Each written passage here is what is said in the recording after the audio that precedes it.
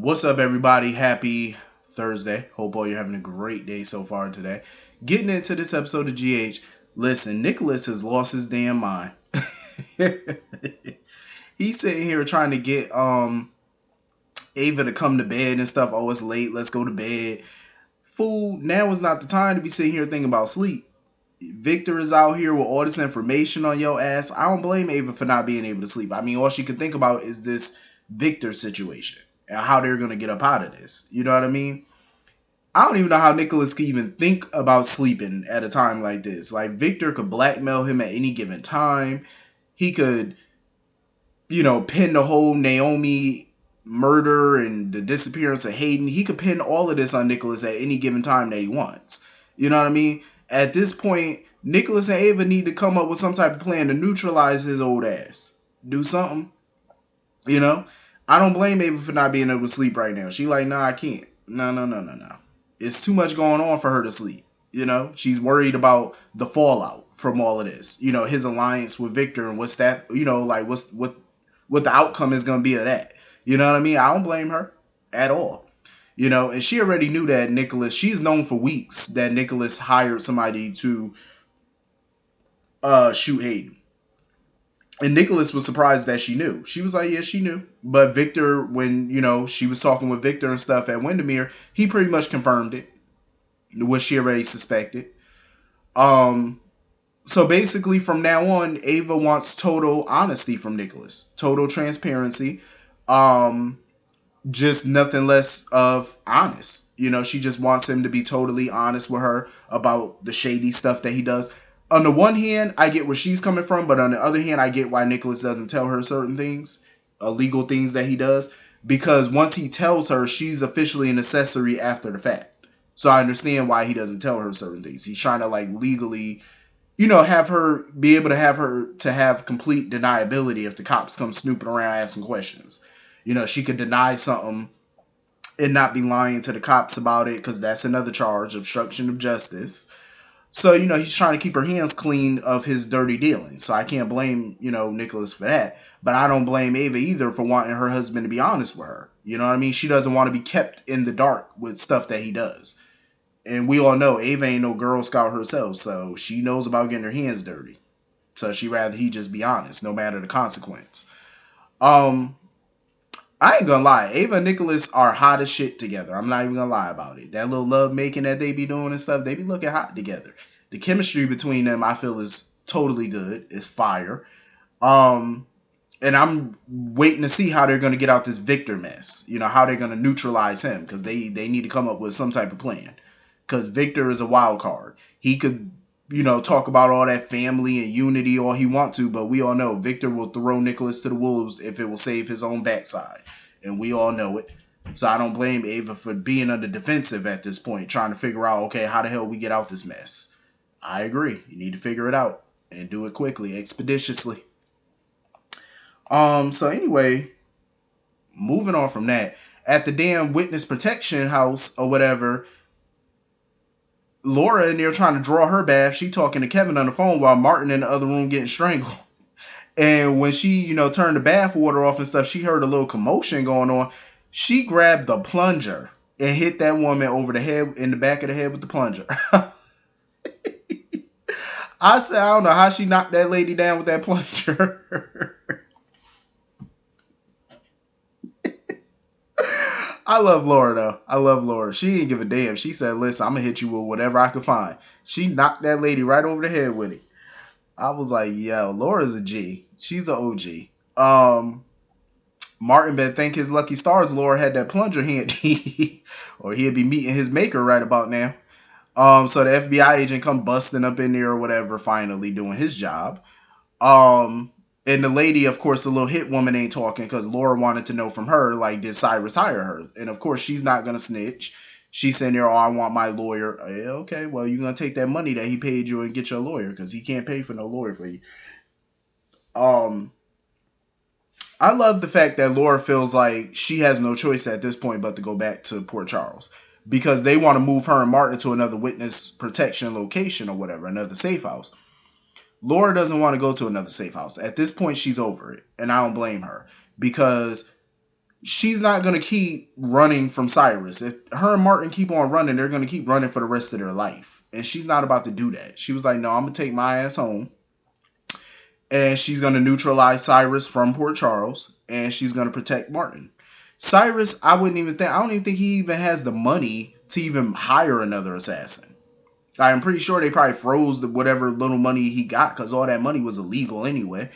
So he ain't really got the funds. Plus, his criminal organization is down. You know, that shit is shut down. So what other people is he gonna be able to hire? So I can't blame Laura for that. She was like, "No, I'm ready to go home." You know, her family need her. She needs to get back to her community because remember, she's still the mayor, so she got to get back to that. Protecting her city, and she's not about to keep letting Cyrus think that that he got her running scared and stuff like that. No, she gonna be strong and she gonna handle him how she handles him. She got power enough to take care of Cyrus' little dusty butt. Um, so Martin just needs to trust that Laura could take care of him, like she could protect him. Um, so anyway, moving on from that, I love the freaking scenes with Scott and Liesel. I love those scenes. Britt was looking like she was ready to throw it. Every time she see them being all lovey-dovey all over each other, Britt be looking like, listen, can y'all do that shit some other time? She be looking like she just ready to, like she ready to gag. I'm like, Britt, stop hating. Let your mama get a life too. Let her get her some. I freaking love Scott and Liesel. I love them together. I love the chemistry between them. They are a breath of fresh air on this show. I love it. Um, they definitely keep me laughing. Every scene that they're in, they just keep me just laughing my ass off at this point. Um, so of course, Britt had to, let her mother know, like, listen, you about to be released from here. We're about to let you go. You ain't got to be here no more. She's on the mend. So of course, Nina pops up in the room. Britt leaves. And they started talking about the charges because Liso had no idea that Britt was facing charges and stuff. So she started, filling her in about the whole Sonny situation. Um, and Liso pretty much told Nina, do not cower in the courtroom. Remember who you are. Fight for your freedom. Fight for your life. Stop being everybody's punching bag at this point. And that's pretty much what Nina wants. Like, she's okay with being everybody's punching bag because she feels like that's how she's going to get redeemed by letting everybody walk all over her, letting everybody disrespect her, letting everybody talk trash to her, spew their venom at her. She's allowing it to happen because she feels like that's what she deserves after everything she did. And she wants to get redeemed. But in my opinion, I feel like no matter how many times Carly yells at her or talks shit to her, how many times Michael says anything negative to her, Jocelyn, whoever else, anytime any one of them say anything negative to her, it's not going to stop. It's not going to stop. No matter how many times Nina apologizes to them, no apology to them is going to make up for what she did. She could apologize until she's blue in the face. It's not going to help her with them. Because we all know anybody in the Corinthos family can hold a grudge. They will hold a grudge. Once Carly don't like you, she don't like you. That's just what it is with her. You know what I mean? And her daughter's the same way. Michael's going to be the same way. It is what it is. I think Michael sometimes can be a little bit more forgiving, depending. But you know what? Nina has apologized to them a billion times, and she needs to just stop apologizing at this point. She was expecting Lisa to yell at her, but Lisa was like, why the fuck would I yell at you? She was like, I'm not going to yell at you. You did what you did. You've apologized, and if nobody wants to accept your apologies, it is what it is. But she let her know, like, don't stop fighting for your freedom. Don't sit here and just cower in court and just go to prison. You know what I'm saying? Don't do that. Because, Scott is not sure that he can get these charges dropped. He's hopeful that he can, but he's not 100% sure. In my opinion, a lot of the charges that they brought against her were fake charges. That was some trumped up mess. Because these are charges, that wouldn't stick for this type of case. Maybe. I don't know. But it just don't seem like it would stick to me. So maybe Nina does have a fighting chance on this one. Scott is a good lawyer, so hopefully he can get her out of this mess. Because Scott and Lisa was wondering why Sonny's not trying to get revenge on Nina. Like, why is it Michael and not Sonny? And Scott attributed it to maybe, Sonny doesn't have his full, memories back, maybe, or he still thinks that he's Mike, the bartender from Nixon Falls. He don't know. Like, because he feels like it's out of character for Sonny not to get retribution. And that's when Lisa realized that Mike is Sonny. The Mike that she's been hearing Nina talk about all that time. She realizes that they fell in love with each other. That's what she was realizing. She was remembering that. And I think now she realizes why Sonny's not going after Nina. Because the love that they had in Nixon Falls, Sonny might still be feeling that kind of love. And that's why he's not retaliating against her. So, Lisa's on to something. And she's hoping that if Sonny still has some type of feelings for Nina, that will help Nina in her legal case. You know what I'm saying? Like maybe he'll, you know, talk on her behalf or shut Michael down from doing anything. She's hoping for it. Keep hope alive at this point, because Nina's gonna need all the help she can get to get out this mess. Let me tell y'all something. Honestly, I am loving Miss Wu. I love the shit out this character, Miss Wu. Every time she walks into a room, she has this mysterious power about her. Like, she's like, her presence, is like, when she walks into a room, you just know she's not somebody that you want to fuck with. Like, every time when she scowls at you, she give you that look. She just look like she don't play around. She don't play no games. Um, she went into Britt's office and stuff, and when Britt came in her office, she was surprised to see her. Like, oh, do we have an appointment? So she found out, okay, that's Brad's aunt or whatever. She basically came there to let Britt know, like, stay away from her nephew. When Brad gets out of prison or whatever, cut off all ties with him, because she doesn't want Brad's old life. She doesn't want, bad influences on him from his old life. But I was thinking, like, how is Britt a bad influence on him? Britt has always been a good friend to him. So I was kind of confused by that scene with Miss Wu. I'm like, why would Miss Wu want Britt, of all people, to stay away from Brad? She's always been a good friend to him. She's always visited him, been there for him whenever he needed anything, advice, whatever. She's always been a real good friend to him. So it's kind of odd that Miss Wu wouldn't want Britt anywhere near him. I mean, I definitely feel like that visit was an ulterior motive. I do feel like Miss Wu has plans for Brad. Some type of plan for him. Because why Britt, of all people, you want him to stay away from? Or you want her to stay away from him? I didn't understand that. And she basically let Britt know. She was like, listen, I hope we don't have to have this conversation again. This is why I love Miss Wu. It's something about her. Like, she just feels like she got this power about her. Like, she has that quiet power. Sonny has that loud power. Like, when Sonny walk into a room and he threaten you and do, showboat and all that, he flexing his muscle on you. Miss Wu don't need to do all that. She just need to walk into a room and own it. And that's what she does. Like, she ain't got to be loud about her power. That's why I say she got that mysterious power. Like, you don't know how much power she really got. You know what I'm saying? Like, is her power equal to Sonny, or if it's a little greater than his? Either way, she seemed like she got a lot of authority. And she's not one, she don't fuck around. When she bumped into Michael in the hallway and stuff, she asked him if he was still planning on going to Brad's parole hearing. And Michael was like, hell yeah, I plan on going. He was like, yeah, I plan to.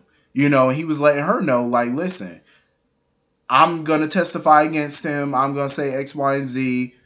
And, Ms. Wu was just like, okay, bye. Like, she was not fazed by nothing Michael was saying. Not at all. She didn't get angry. She didn't nothing. That tells me, like, that's why I say she got that mysterious power. Like, it's something about her. I love Miss Wu. I love the character. And Carly had to reel Michael in a little bit and let him know, listen, I agree with you about Brad. But even Carly was letting him know, like, you don't want to play around with Miss Wu, because she's an ally to Sonny and stuff like that.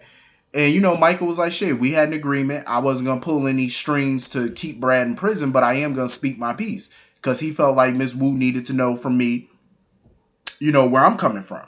Like, I'm not going to surprise her and say, oh, I'm not going to go to the hearing, and then I surprisingly show up to the hearing and testify. He was like, no, she needed to know where I was coming from. I respect that about Michael. He doesn't back down from people. And I respect that. He don't give a damn who you are, how powerful you are. He don't care. He's not backing down from you. I can respect that. But, like, you got to kind of beware of who you're dealing with. And Miss Wu seems like she's not one to play with. Um, Maxie pretty much wants Sonny to get rid of Peter. She wants Sonny to kill his ass. And Sonny surprisingly talking about some, nah, we need to keep Peter alive. I'm like, what?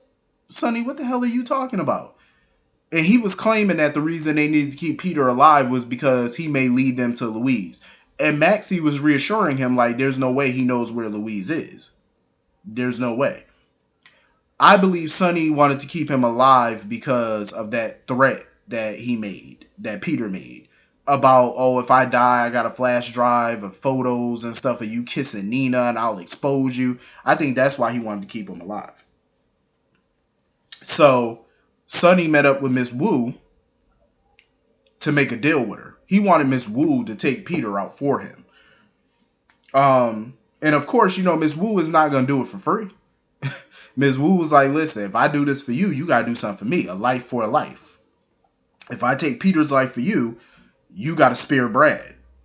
And make sure that, basically guarantee that he gets paroled. So Sonny was like, shit, I know somebody on the parole board. He was like, I'll make a call. I'll lean on them to, you know, vote in Brad's favor to make sure he get out. But that wasn't good enough for Miss Wu. Because Miss Wu was like, shit, that's only one vote. She was like, you still got Michael threatening to testify against them and the other board members. And, you know, Sonny was like, well, shit. He was like, I guarantee you I will do what I can for Brad, but I'm not going to stop Michael from going to the hearing and saying what he want to say. So she agreed to take Peter out or whatever.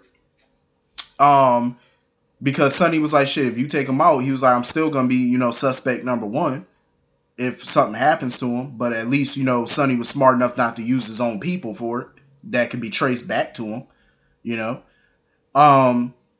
But he did warn Miss Wu. He was like, listen, we gonna do each other this favor, but I'm telling you now, if Brad goes anywhere near my grandson or my family, or he utters, you know, Wiley's name, he was like, there will be hell to pay.